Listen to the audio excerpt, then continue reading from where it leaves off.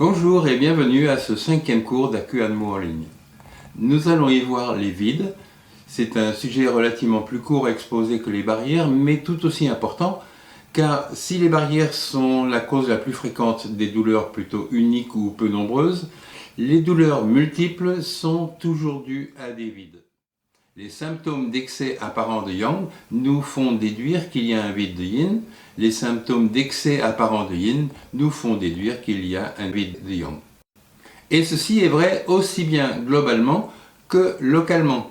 Plus le vide sera important, plus les symptômes seront nombreux, les douleurs seront multiples. Moins le vide est important, moins les douleurs seront nombreuses, donc elles seront plus localisées. Mais tout excès apparent est donc, encore une fois, un vide de l'énergie opposée. La seule fois où nous pouvons avoir un excès réel, c'est en amont d'une barrière, comme nous l'avons vu dans les cours précédents. Et donc, puisque les douleurs sont multiples et qu'il s'agit d'un vide de Yang, les douleurs multiples seront de type Yin.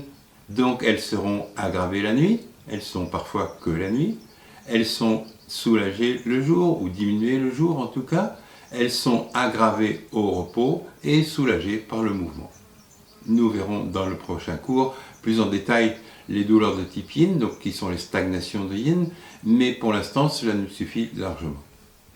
Et donc, puisqu'il n'y a pas assez d'énergie Yang, donc les moksas, nous les utiliserons soit quand il y a un vide et de Yin et de Yang, qui est déjà beaucoup plus rare, nous en parlerons dans un prochain cours, et nous devrons absolument les utiliser en cas de vide de Yang.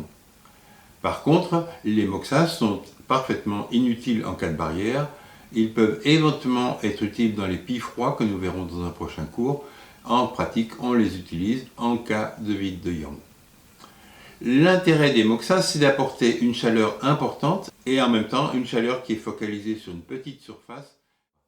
Donc, comme nous l'avons dit, les moksas ne vont se faire que sur quelques points spécifiques.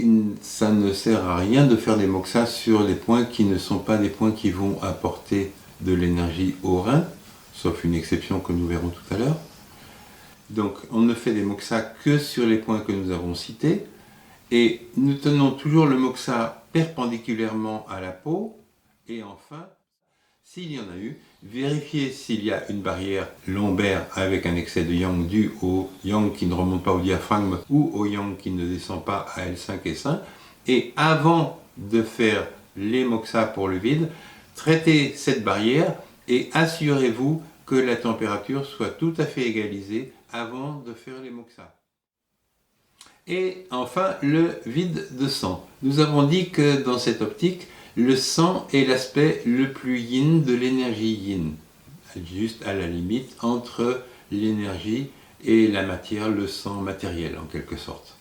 Et donc, puisque c'est l'aspect le plus yin du yin, nous retrouverons tous les symptômes que nous venons de décrire pour un vide de yin, et en plus nous trouverons des symptômes de pâleur et d'anémie.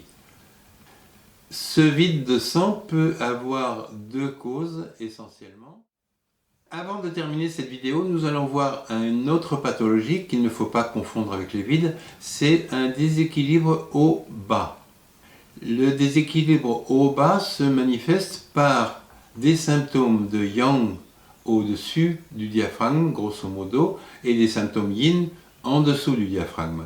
Donc les symptômes Yang seront des douleurs aggravées au mouvement, de la nervosité, de l'agitation, des tremblements, etc., tels que nous l'avons vu tout à l'heure, et les symptômes Yin seront des symptômes à type de douleur, par exemple, le point se trouvant juste à l'angle entre le bord inférieur de l'occiput et le bord médial du tendon du trapèze.